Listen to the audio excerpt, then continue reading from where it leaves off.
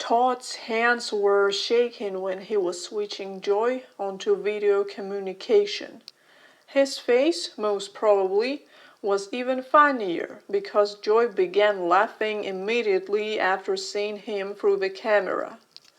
"Are you serious right now?" Todd was not in the mood for fun at all. "Did he really call?"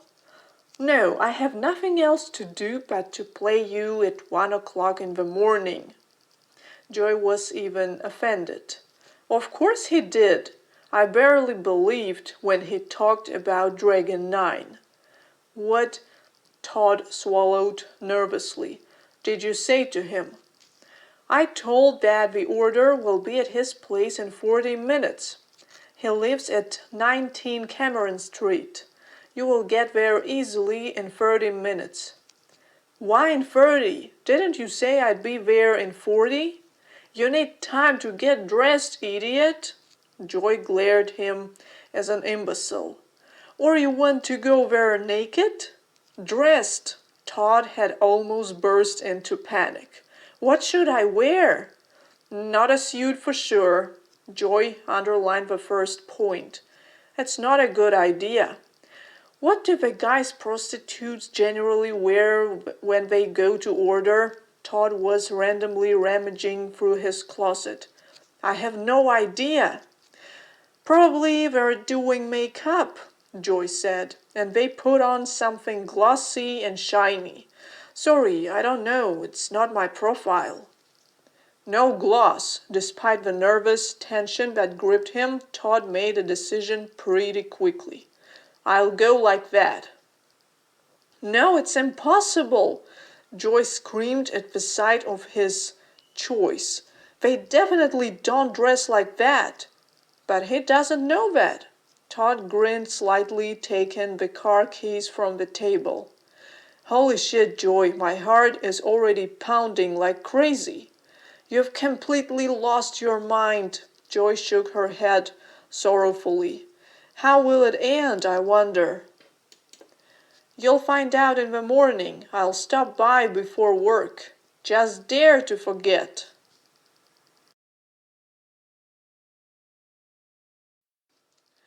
Strangely, but Max was not worried at all. He didn't feel even the slightest awkwardness. Probably a puzzling solitaire game helped him in this. He began to play it immediately after the call, after changing into soft home clothes. He was not a big fan of computer games, but this night the rebellion in him rushed up with extraordinary force, and he didn't even try to resist. There was only the lack of alcohol, but he didn't have time to realize that, because the solitaire grabbed his attention completely. In his opinion, no more than 15 minutes have passed since the moment he began to play, and therefore he was badly surprised by the intercom's ring sounded unexpectedly. He could have switched on the camera to prepare himself in advance to the meeting with his probable mistress, but for some reason he decided not to do that. Most likely he wanted to experience all the delights of a blind date. He had to admit that it was really blind. Having unblocked the door, he immediately went back to the living room, hoping to finish the solitaire before the courtesan entered the apartment. But it was rather reckless to count on it, considering that he lived only on the 3rd floor.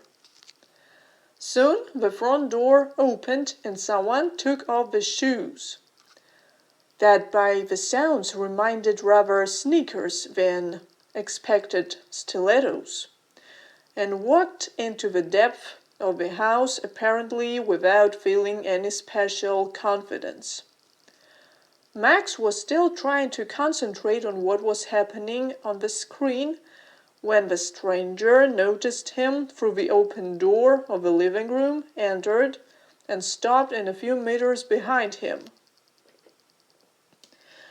It was impossible to remain indifferent any longer, and Max, a little surprised by girl's soundlessness and taciturnity turned to her with the following words: "Hey, sorry, I didn't meet you. I was—" And he froze with his mouth opened, in absolute shock from what he saw.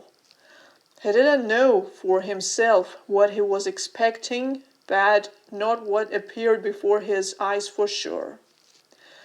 It was a really outstanding courtesan. Max had almost jumped up from his chair, certain that he would be killed right now and later his flat would be robbed without any obstacles.